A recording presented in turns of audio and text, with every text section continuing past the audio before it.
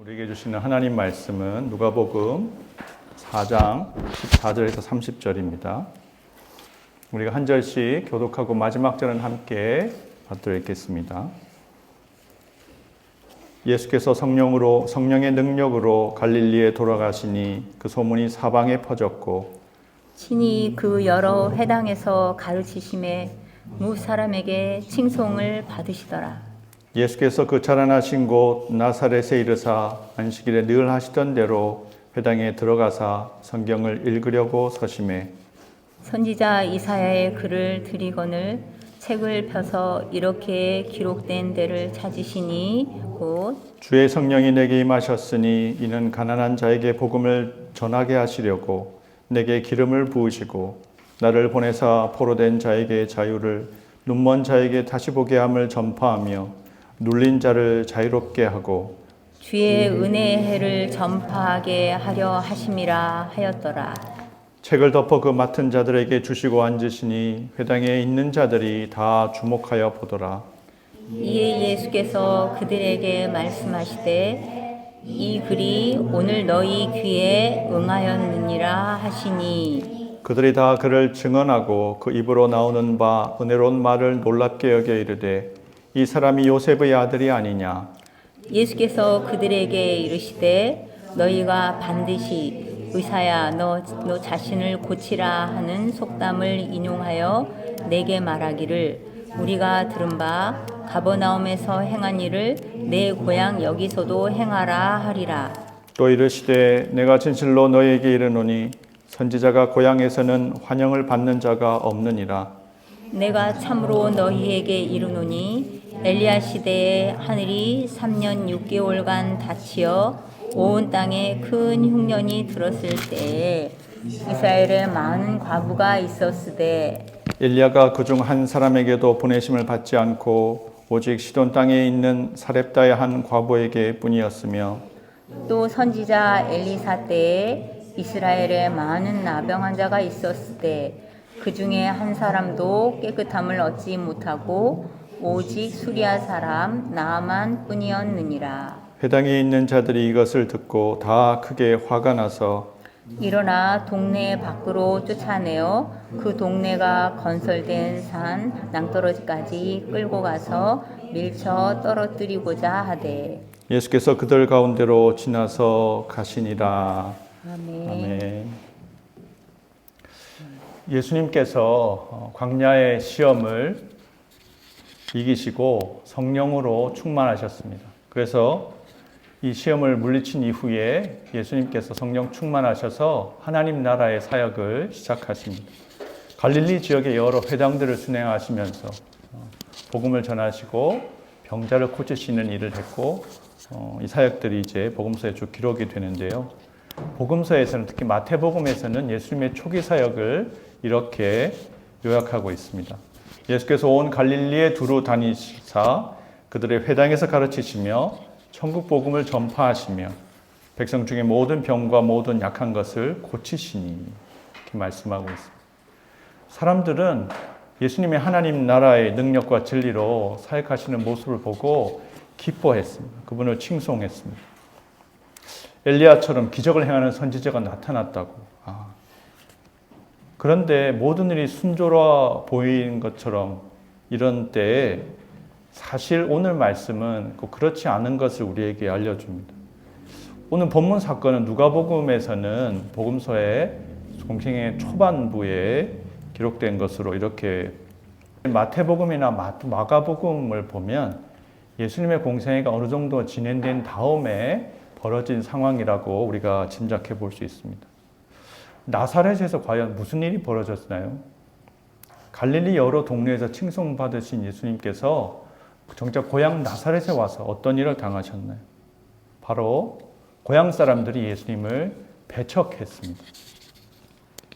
사실 오늘 말씀은 예수님의 공생의 취임 설교라고 하는 예수님의 사역의 의미가 무엇인지를 보여주는 중요한 말씀을 포함하고 있는데 그런데 이런 말씀을 예수님께서 하실 때 오히려 사람들이 싫어하고 예수님을 배척했다는 것.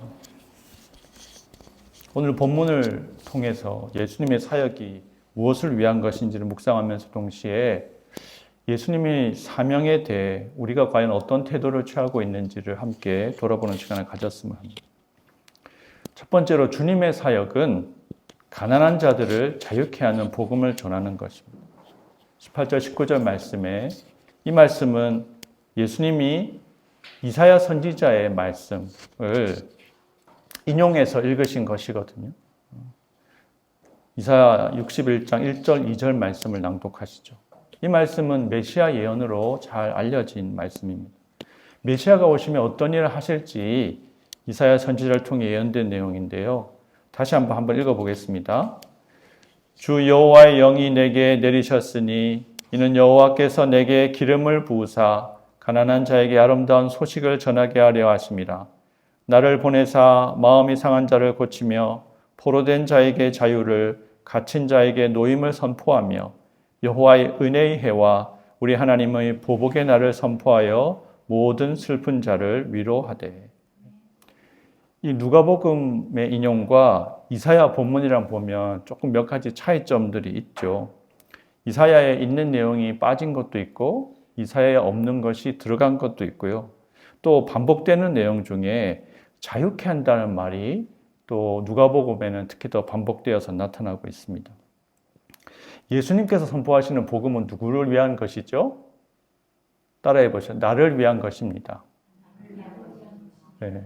근데 나를 어떤 존재로 예수님이 말씀하고 보시느냐? 먼저 가난한 자에게. 예수님의 복음은 가난한 자의 복음이라는 거예요. 여러분 가난하십니까? 네. 상대적으로 다 가난하시죠? 우리 가운데 남들이 부러워할 만큼 이런 부를 가진 분은 없는 것 같습니다. 근데 이 가난함은요, 가난함은 단지 사회 경제적인 빈곤 계층을 가리키지는 않습니다. 경제적인 결핍도 중요한 부분이지만 자기 목소리를 낼 수 없는 사회적으로 소외된 주변부 인생들도 다 포함되는 것입니다. 예수님 당시라면 갈릴리 지역에 살았던 대다수의 사람들, 어부들, 또 여인들, 또 세리와 죄인들, 병자나 장애인들, 그리고 이방인들이 예수님이 말씀하시는 가난한 자의 부류에 속하는 사람들이죠. 이런 사람들은 성전 중심의 종교 지도자들, 사두개인들나 또 장로의 전통을 중시하는 바리새인들이 봤을 때 부정한 자들, 별 볼 일 없는 자들이라고 이해될 수 있습니다. 근데 예수님께서 이러한 주변부 인생, 예수님의 사역이 왜 유다 지방이 아니라 이방의 땅으로 간주되었던 갈릴리 지방이었는가? 주변부 인생들에게 예수님께서 하나님 나라의 구원과 해방을 선포하시기 위해서였습니다. 그러면 오늘날이라면 예수님 보실 때 가난한 사람이 어떤 사람일까요? 일단 우리 같은 사람들이죠. 경제적 불안기에 고통받는 저소득층, 무주택자들, 폐업의 위기에 처한 자영업자들, 갑질에 신음하는 일용직 하청업체 노동자들, 청년 실업자들, 노년 빈곤층 등을 생각해 볼 수 있습니다. 더 나아가서 인간으로서 제대로 존중과 돌봄을 받지 못하는 모든 사람들이 예수님의 복음이 필요한 가난한 사람들일 것입니다. 또 포로되자는 누구일까요? 오늘날 마약이나 알코올, 니코틴, 도박 등에 중독된 사람들이 있습니다. 가정폭력이나 학대의 공간에 갇혀있는 약자들, 고리대금의 채무나 범죄 집단의 불법적인 구조 속에 묶여있는 그런 사람들이 포로된 자라고 할 수 있을 겁니다. 예수님께서 눈먼 자를 고치신다고 할 때 어떤 자들이 눈먼 자들이겠습니까? 대표적으로 우리가 장애를 가진 분들로 생각할 수 있겠지만 정신적으로나 영적으로 진리를 보지 못하는 사람들이 있습니다. 왜곡된 사회적인 정치적인 이데올로기에 매여 있어서 눈을 보아도 제대로 보지 못하고 악한 것을 선하다 하고 선한 것을 악하다 하는 그런 사람들, 가짜 뉴스나 정치적 선동, 사회적 혐오의 담론에 눈멀어 있는 사람들도 해당될 수 있습니다. 주님은 그런 사람들의 눈먼 것도 고치시기를 원하십니다. 예수님의 말씀은 우리의 영의 눈을 열어 하나님 나라의 실제를 보게 하십니다. 성경의 기준에서 어리석은 자, 하나님이 없다고 하는 자예요. 우리가 생각하는데 우리 머릿속에 하나님이 생각나지 않아요. 그리고 그것 때문에 내 현실이 불안하고 불만족스럽다면 그때 그 사람은 주님 보실 때 영적으로 눈먼 자들이죠. 예수님께서 자유케 할 자는 또 누구겠습니까? 왕따나 학대나 가정폭력이나 성폭력의 피해자들, 난민과 탈북민, 청소년 보호시설 퇴소자 중에서 정신적 트라우마를 겪고 있는 사람들, 우울증이나 조울증, 불안장애 등 많은 정신질환을 겪는 분들도 복음으로 자유케 돼야 될 이들이라고 할 수 있습니다. 예수님의 취임 연설에서 중요한 단어는 바로 자유라는 말입니다. 아페시스라는 헬라어에서 왔는데요. 누가복음에서 예수님이 주시는 자유를 세 가지 차원으로 우리에게 가르쳐 줍니다. 첫 번째로는 자유는 무엇보다도 죄로부터의 자유입니다. 죄사함의 은총이죠. 예수님께서 병을 고치신 사역을 할 때 종종 네가 죄사함을 받았다는 말씀을 반복해서 하셨습니다. 친구들이 메고 온 중풍병자를 고치실 때도 네가 죄사함을 받았다 이렇게 말씀하셨습니다. 또 예수님의 발을 눈물로 적시고 머리털로 닦은 여인에 대해서도 예수님은 네 죄가 사함을 받았다라고 말씀하십니다. 죄라는 것이 뭐죠? 죄는 하나님이 정하신 삶의 방식과 목표로부터 벗어난 것, 표적에서 벗어났다는 말인데 근본적으로 죄는 우리를 노예 상태가 되게 합니다. 얽매이게 만들어요. 나의 죄와 타인의 죄는 우리를 정죄감이나 무력감 속에 살게 합니다. 죄는 자신과 타인에게 고통을 주죠. 우리 삶을 망가뜨리기 때문에 주님께서 우리를 죄에서 구원하시려고 십자가 대속의 사역을 감당하신 것입니다. 예수님께서 죄에 매인 우리를 자유케 하십니다. 믿으십니까? 네.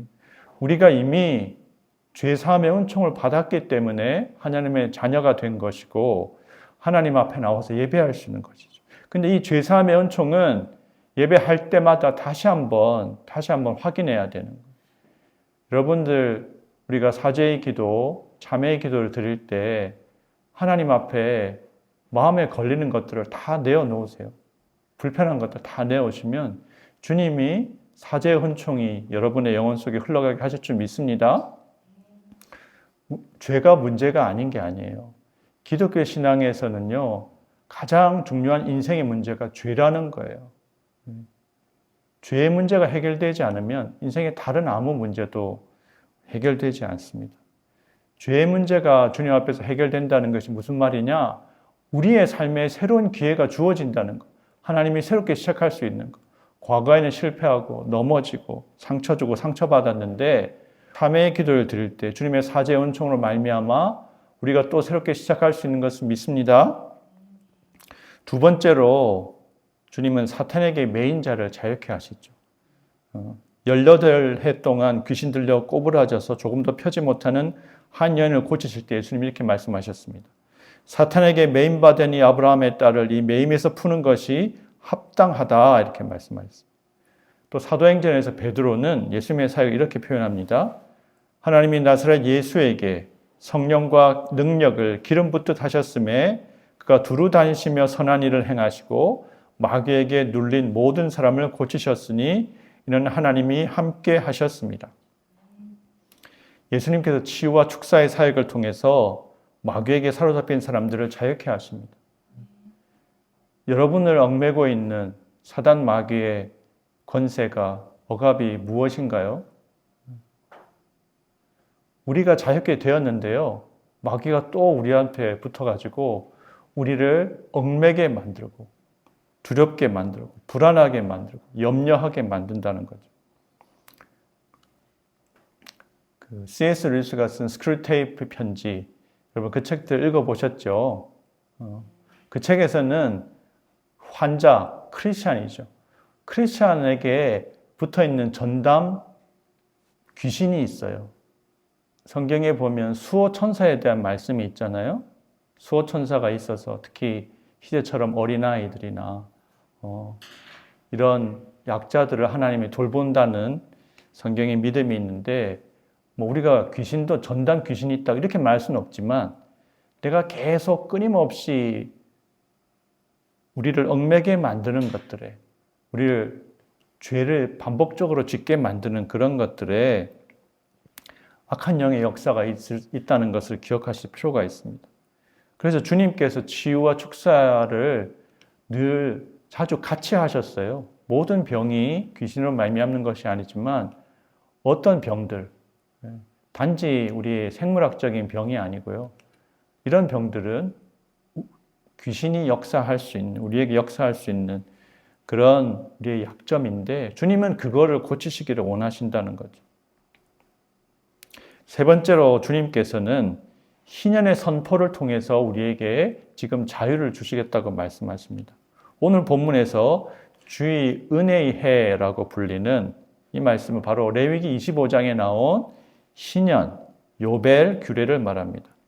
희년은 50년마다 안식년을 7번 반복하고 난 다음에 그 다음에 해가 50년째 해에 모든 빚을 탕감하고 모든 노예를 해방하는 일을 말합니다. 어떻게 보면 사회가 다 원래의 모습으로 돌아가게 하는 것을 하나님이 율법에 계획을 하셨다는 거예요. 그런데 이스라엘 역사에 보면 단 한 번도 이 희년의 규정이, 율법이 적용된 적은 없습니다. 왜 그럴까요? 그만큼 기득권이 강하기 때문이죠. 우리 인류 역사에서도 노예제도, 19세기까지 노예제도는 물론 우리나라 같은 경우에는 더 나중이죠. 근대화가 된다는 것의 징표 중에 하나가 노예제도가 폐지되는 거잖아요.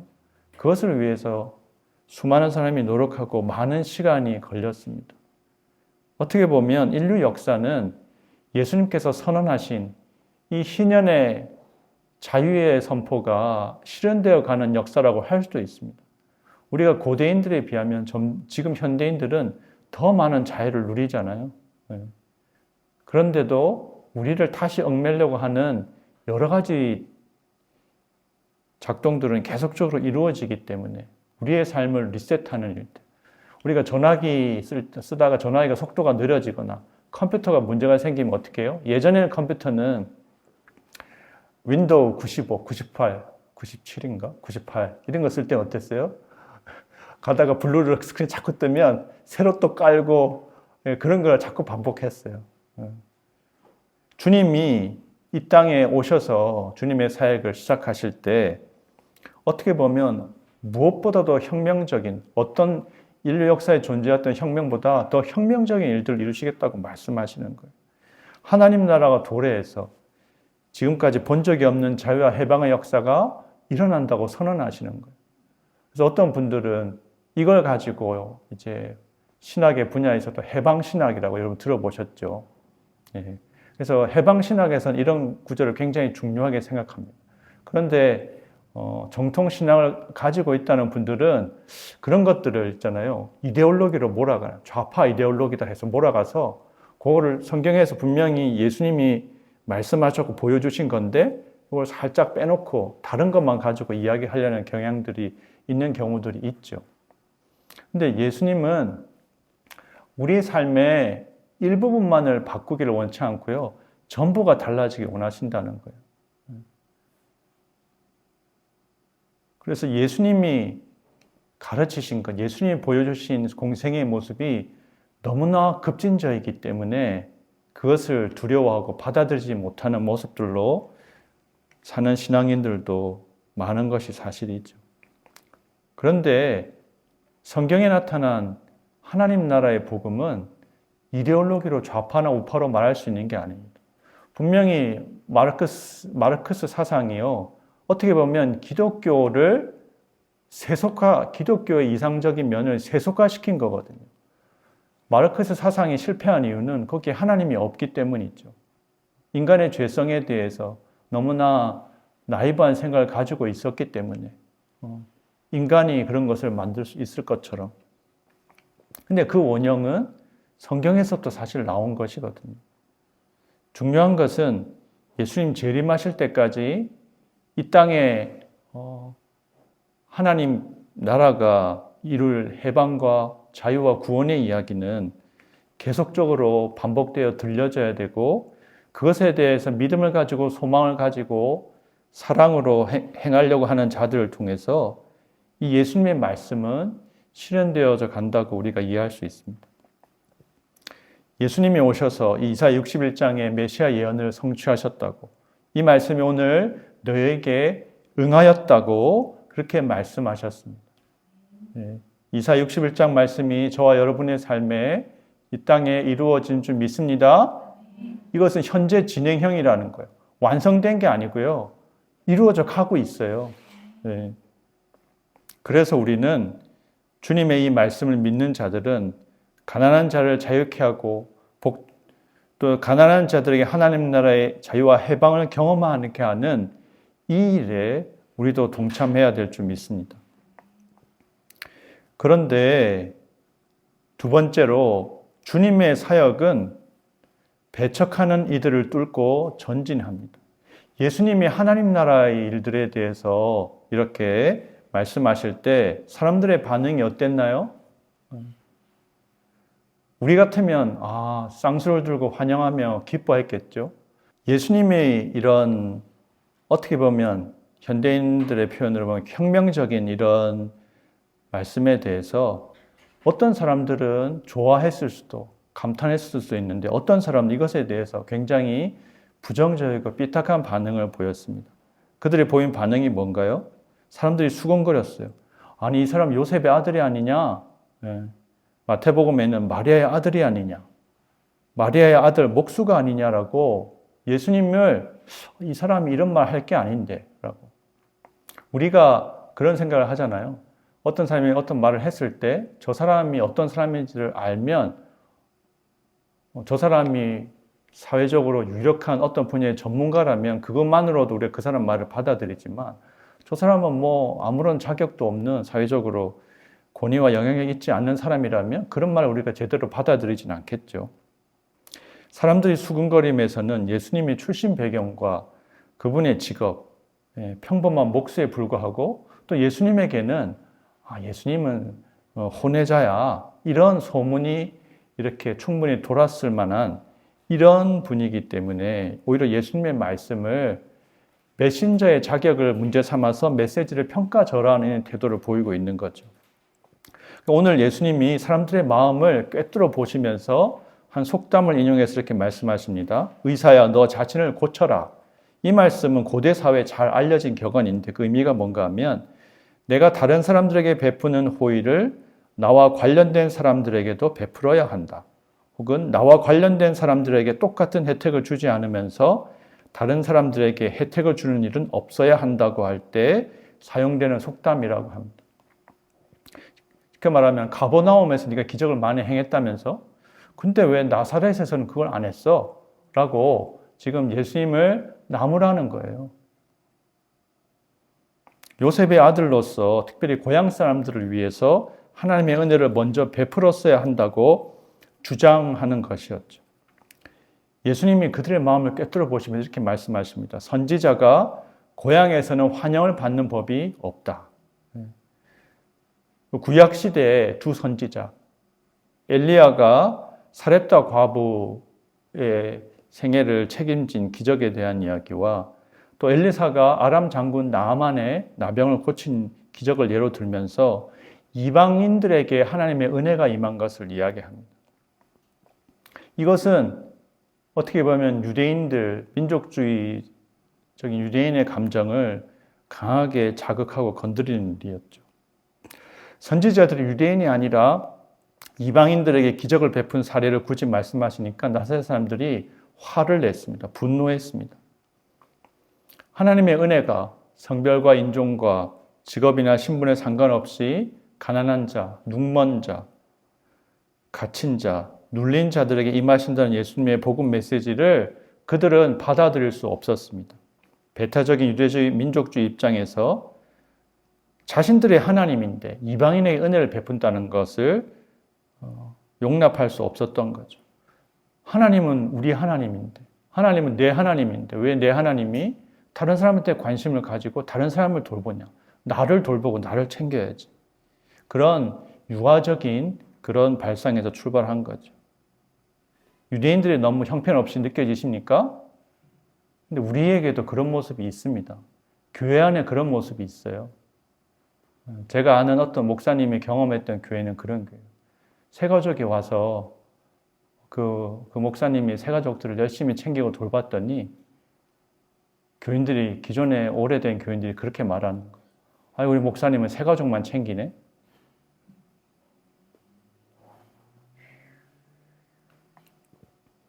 그들은 하나님의 선민으로 선택받았다는 민족적 자긍심으로 예수님의 말씀에 대해서 반대하고 나선 거죠.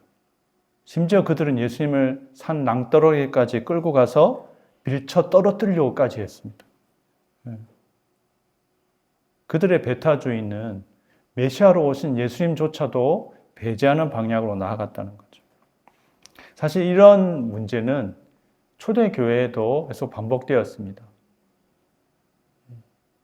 유대인들은 유대민족을 구원하기 위해 메시아가 온다고 믿었고 그 중에 예수님이 유대인을 위한 메시아이시구나 뿐만 아니라 이방인을 위한 메시아라는 사실까지 이야기하게 되는 상황이고, 처음에는 기독교는 유대교와 구별되지 않았죠. 유대교한 분파처럼 보였는데 이방인들 중심의 교회들이 생겨나면서 유대인들이 자기들과 다른 방식으로 율법에 매이지 않고 예수님을 믿는 그런 신앙을 인정하지 못하게 된 거예요. 그러면서 유대계 그리스도인들 중에서는 이방인들이 예수님 믿으려면 똑같이 할례도 받아야 되고 율법도 지켜야 된다고 주장하는 사람들이 있었습니다. 그 가운데 바나바와 바울과 또 그런 사람들과 논쟁이 있어서 결국은 예루살렘 공의회를 통해서 유대인과 이방인이 한 교회 공동체를 이루기 위해서 지켜야 될 최선화인 것이 무엇이냐. 여기서는 분명하게 복음의 본질을 확인했죠. 우리가 구원을 받는 건 예수를 믿음으로써다. 율법을 지킴으로써가 아니다. 그렇지만 함께 유대인과 이방인이 신앙생활을 하기 위해서 4가지 조건들. 우상의 더러운 것과 음행과 목매어 죽인 것과 피를 멀리하도록 이방인에게도 권면하는 것으로 조정안이 만들어졌습니다. 이렇게 해서 유대교의 울타리에 출발했던 기독교는 세계적인 종교로, 모든 민족을 품게 되는 종교로 그렇게 나아가게 되죠. 나사렛 사람들이 분노를 사서 낭떠러지까지 끌려간 예수님 어떻게 되셨죠? 놀랍게도 유유히 그들 가운데로 지나서 당신이 갈 사명의 길을 가셨습니다. 끌려갈 때는 왜 끌려가셨을까? 그냥 나올 때 그냥 또 나오셨어요. 그들의 악함을, 그들의 부당함을 보여주시는까지는 그들에게 맞추셨지만 아직 예수님은 죽일 당할 때가 아니시기 때문에 그 자리를 그냥 당당하게 빠져나오셨다는 거예요. 예수님을 배척하여 죽이려고까지 한 나사렛 사람들의 모습을 우리의 모습에 비춰보면 어떨까요? 때로는 어쩌면 우리도 나사렛 사람들 같은 태도를 취할 수 있습니다. 나사렛 사람들이 가진 태도에 2가지 문제가 있습니다. 첫 번째는 말씀을 들을 때 설교자에 대해 인간적인 선입견을 가질 수 있는 거죠. 설교를 들을 때 하나님 말씀을 듣는 게 아니라 인간의 이야기를 들으려고 하는 거예요. 인간의 이야기에 대해서 평가하고 말하려고 한다는 거예요. 그런데 우리가 하나님 말씀을 들을 때 사람의 말로 받으면 아무 유익이 없습니다. 사람의 말이 아니라 하나님의 말씀으로 들을 때 그 믿음을 거기에 보탤 때 우리 가운데 역사가 일어나는 줄 믿습니다. 목사님이 무슨 이야기 했냐 이렇게 듣는 게 아니에요. 하나님이 오늘 예배에 설교를 통해서 나에게 무슨 말씀하시냐 거기에 초점을 맞춰야죠. 하나님 뭐라고 말씀하시냐. 하나님은 나귀의 입을 통해서도 선지자를 깨우시는 분이십니다. 또 억지로 사명을 감당한 요나를 통해서도 놀라운 회개 역사를 이루시는 분이세요. 성령 하나님께서 친히 우리가 말씀을 대할 때 우리에게 말씀하시기를 축복합니다. 또 한 가지 문제는요, 배타적인 순혈주의 태도를 취하는 거예요. 왜 고향 나사렛 사람들을 먼저 챙겼어야지 가버나움에서 그렇게 중심으로 이방인들이 많이 거주하는 그곳에서 사역을 하셨느냐. 그리고 예수님을 다그친 거예요. 이런 태도는 죄인들을 영접하고 그들과 함께 하신 예수님을 못마땅히 생각했던 바리새인들하고도 또 맞닿아 있는 모습이라고 할 수 있죠. 예수님은 주의 몸된 교회를 통해서 이 우리에 들지 아니한 양들, 잃어버린 자를 찾아 구원하기 위해 오셨다고 말씀합니다. 여기에 지금 예배드리는 분들은 여기에 빈 자리에 누군가 이 자리에 올 사람들을 위해서도 주님이 또 우리가 마음을 쏟고 관심을 가져야 된다는 사실을 기억하실 필요가 있습니다. 또 우리가 죄인을 환대하고 구원하는 예수님의 사역에 동참하고 있는지 하는 것을 우리가 돌아볼 필요가 있습니다. 예수님을 배척한 모습은 예수님께서 환대하고 포용하는 이들을 배척하는 모습으로 이어진다는 거죠. 우리 가운데 이런 건 없을까요? 우리 가운데 현재 우리 공동체는 그런 분이 없다고 믿습니다.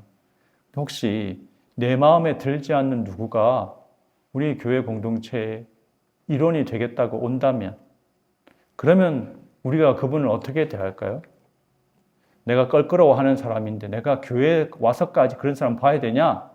이런 생각 가질 수 있잖아요. 그렇죠?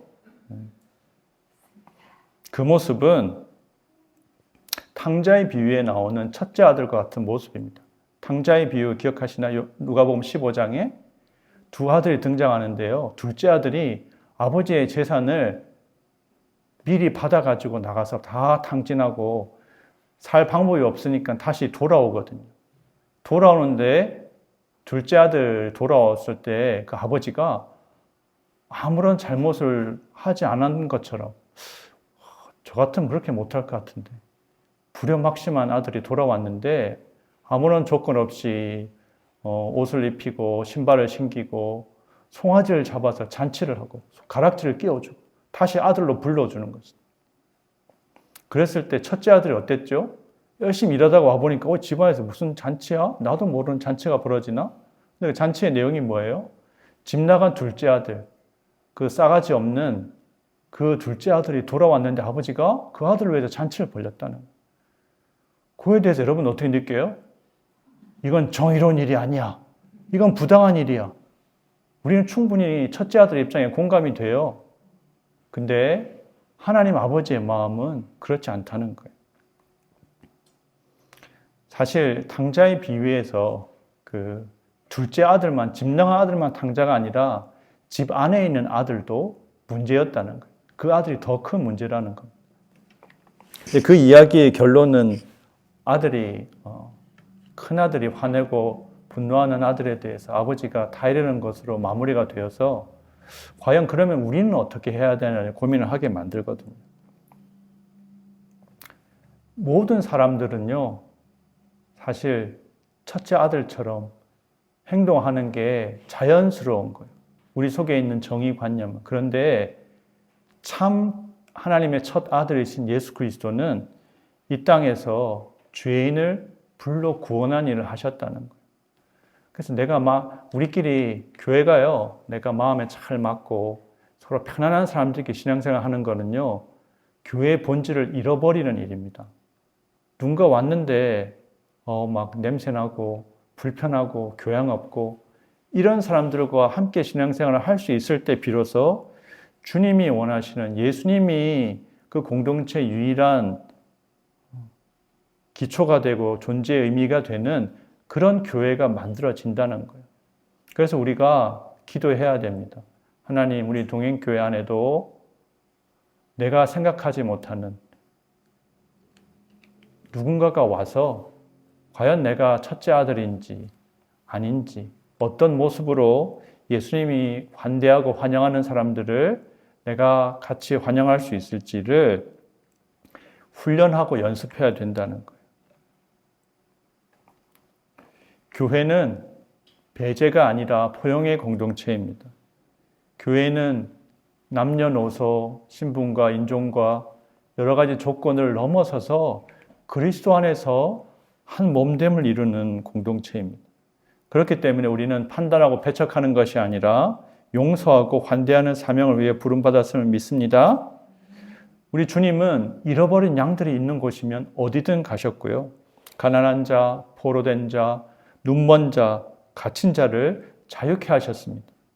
배척하는 무리를 뚫고 전진하시는 주님의 사역에 기쁨으로 함께 동참하는 모든 성도들 되시기를 포용하고 환대하시는 우리 주 예수 그리스도의 이름으로 축복합니다. 제가 같이 기도하겠습니다.